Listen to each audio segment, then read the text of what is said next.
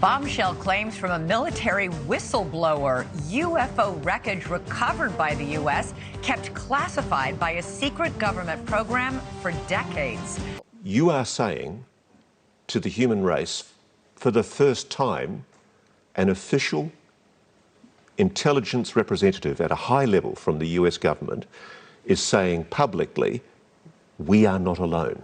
We're definitely not alone. Hearing reports from pilots that they're seeing objects on almost a nightly basis off the northern Pacific as well as northern Atlantic. According to the Florida Senator Marco Rubio, others have come forward as well.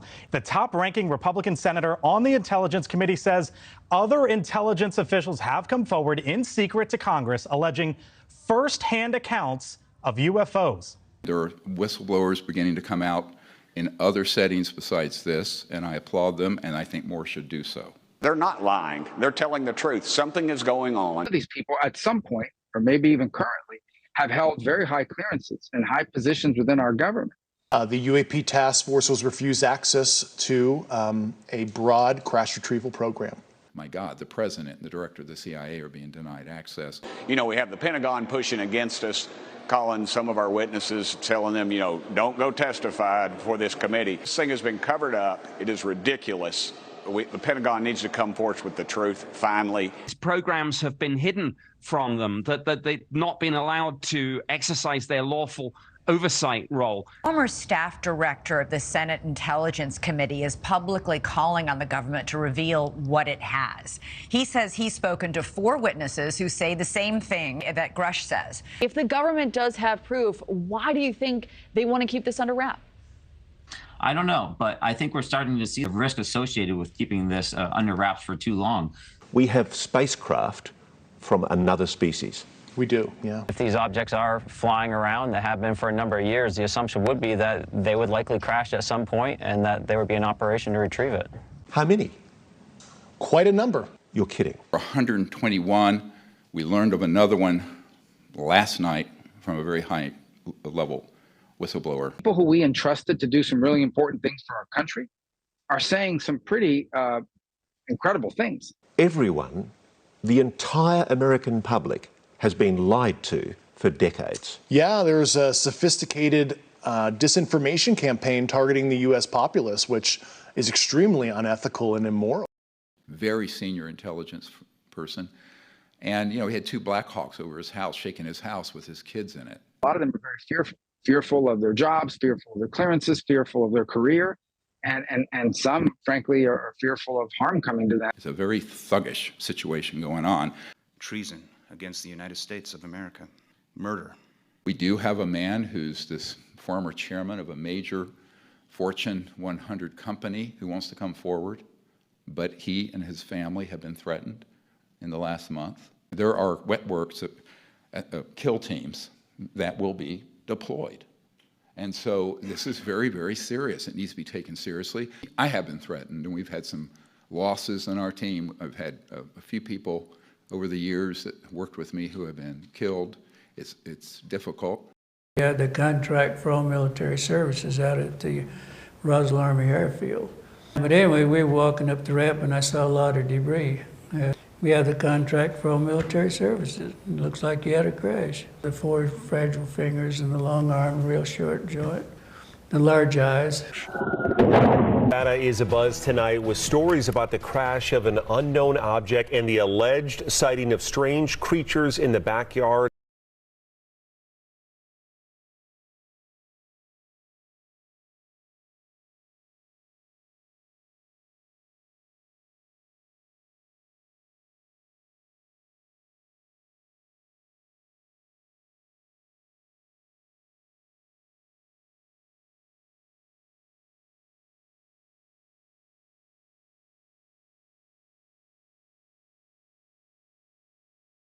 Objects that are going anywhere from stationary all the way up to Mach 2. Their technology is so superior to anything we've ever seen. It comes from 70,000 feet down to 12,500 feet in 2 seconds. This man has been in a skiff with these objects, extraterrestrials of various sizes. The last known count I had of different civilizations involved with this, about 60 to 70. Some of these retrieval operations are not extraterrestrial, but they would like sometimes the public to think maybe it was, because the bigger secret, I will tell you right now, is not the extraterrestrial issue. It's these technologies, which an unsupervised and frankly illegal operation have, which is a threat to the national security. You think UFOs exist, and are they extraterrestrial or ours? He said they are both. And that is from the director and the head of Lockheed Skunk Works, Ben Rich. But I do think it's time for the truth to be told. If, as David Rush alleges, there is a non-human intelligence engaging with this planet, and if there indeed have been agreements between the United States and those non-human intelligences, then I think it's time to tell the public the truth. Their technology is so incredible. And there was a male and a female, and it was made very clear to him by these beings that they were completely non-hostile. They have been portrayed as such, because how do you unite the world around a military response? Present a false threat from space. I began lifting up off the ground. My vehicle began lifting with me also. I saw a female right next to me. She was taking some samples from me. It was a human female. She had red hair. I turned and there was a man in the door that I just come through. And I immediately, this was a familiar human form, glanced around enough to see that there were some other disc-shaped craft parked in a hangar-like building, like a quarter of a cylinder, laid on its side. You could put easily on the platform that goes down the Air Force One, using various chemicals and what have you to abduct people. It evolved from that point to where they have very sophisticated robotic objects and beings that look exactly like a gray or this or that. So this, later he had an event when he tried to leave that command where there was a fake, what's called a programmed life form alien. These have been used in what you hear in the fabled lore of abductions and stuff. My comment about gravity control being accomplished, but mastering it so it was stable, occurred in October of 1954. And there's absolutely nothing up underneath this monolithic slab that if I had to estimate would be well over 100 tons. Absolutely nothing holding it up. Is there just like a ton of information that we don't know? That you know? There's quite a bit. There's quite a bit.